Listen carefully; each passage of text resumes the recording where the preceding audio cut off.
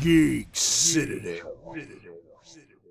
Welcome to the overview. Today we'll be discussing Death Road to Canada. We're playing a PC game, so let's talk about the graphic settings. The settings are light aside from a full screen option. You can add film effects like grain and streaks to the visuals, but I personally didn't care for the look and turned them off.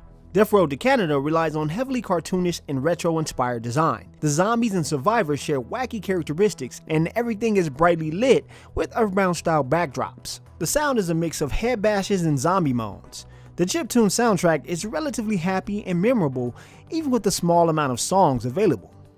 The premise of Death Road to Canada focuses on the zombie apocalypse. A few survivors have discovered that Canada may be the only safe haven left in the world, kind of like most people in the United States while looking at their presidential candidates. So the goal is to hop in your car and drive on to Canada without becoming a victim of zombies or bandits.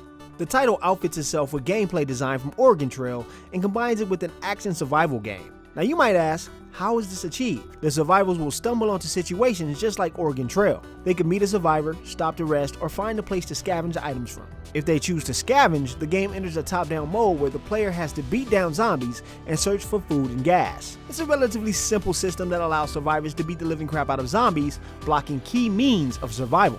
Players can pick up guns, blunt, and bladed weapons. Swinging weapons will tire out the survivors after a few swings. Weapons like sledgehammers do massive damage but wear the survivors out fairly quickly.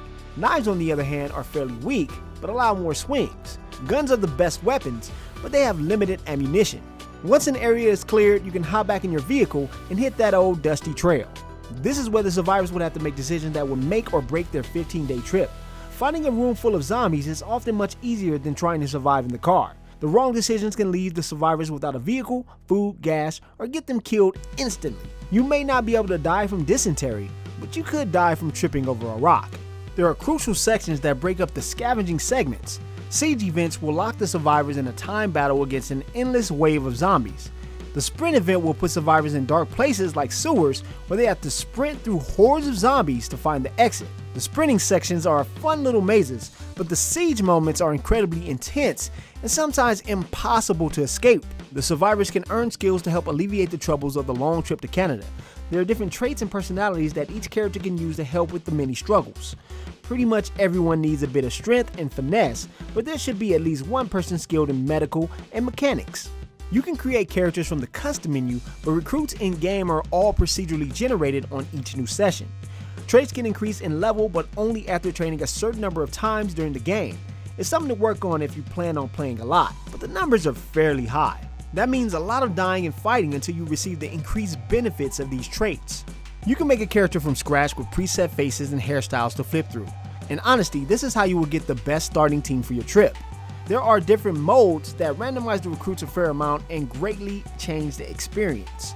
However, it doesn't take long to see what the game has to offer in the first couple hours, so mileage may vary. Death Road to Canada lacks any sort of online cooperative play. It does have a local co-op option, but the lack of split screen turns it into a struggle and frustration for the second player. The leader has full control over the screen. If they enter any doors, the second player will lose control over their characters for a brief moment while the AI guides them to the room.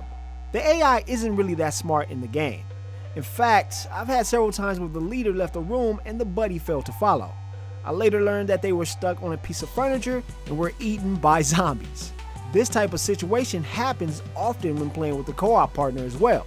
If the leader gets too far from the partner, the somewhat dim-witted AI will often get the second character killed or injured. In intense situations like siege or sprints, this takes the control out of the second player far too often. We don't really have the time to wait for our buddy to get to us when we've been swarmed by a pack of zombies, do we? So the computer will forcibly take controls and end up slaughtering our poor co-op pal. The second player doesn't have a choice in making decisions either. They are kicked out of the game each time the survivors leave an action-oriented section. This means that the second player has to join in the game every time a new action scene appears. If that's not annoying, well, I don't know what is.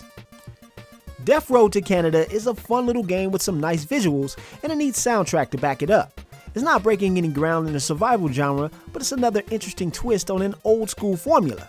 I don't know if it's worth the asking price of $14.99, but that's up to you, not me. That's it for the overview. I'm willing to answer any other questions about the game that you may have. Don't forget to like, comment, and subscribe, and I'll see you on the next episode.